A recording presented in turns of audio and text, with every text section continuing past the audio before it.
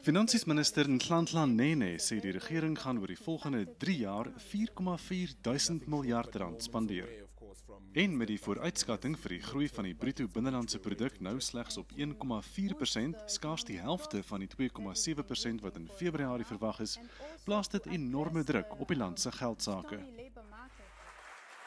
Een van die maatreëls om die boeke te balanseer is om die gordel stywer te trek, veral wat betref staatsdiensposte en salarisse. Nene sê staatsdepartemente is reeds gewoond om met minder klaar te kom. Across national departments, planned expenditure on travel and subsistence, conference venues and catering has been cut. Advertising and communications budgets have been reduced.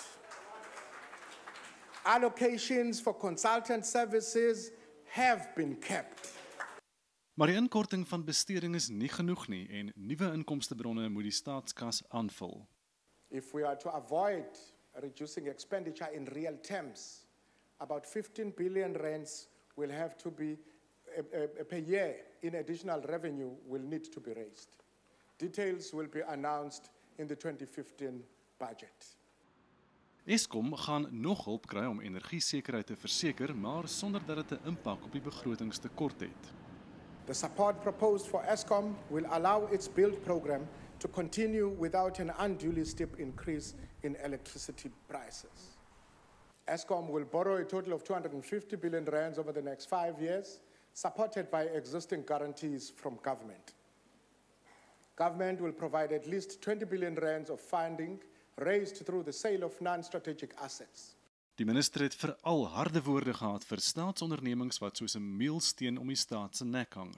South Africans rightly expect efficient, reliable delivery of basic government functions. Water supply, sanitation, refuse removal, teachers in classrooms, medicines and clinics, postal delivery, visible and effective policing. These essential services come first. Where they are in disrepair, they must be fixed. Hy sê die regering gaan die ondernemings eerder herstruktureer as om bloot geld na hulle te gooi. Capital injections for state-owned companies will be allocated without impacting on the budget deficit over the next 2 years, and on condition that a sound business plan is in place. Nene sê die land moet minder op skuld staat maak en die verbruikergedrewe ekonomie omskakel na een wat meer gebalanseerd is en veral meer goedere uitvoer. The success of our budget is definitely defined by our contribution to building a more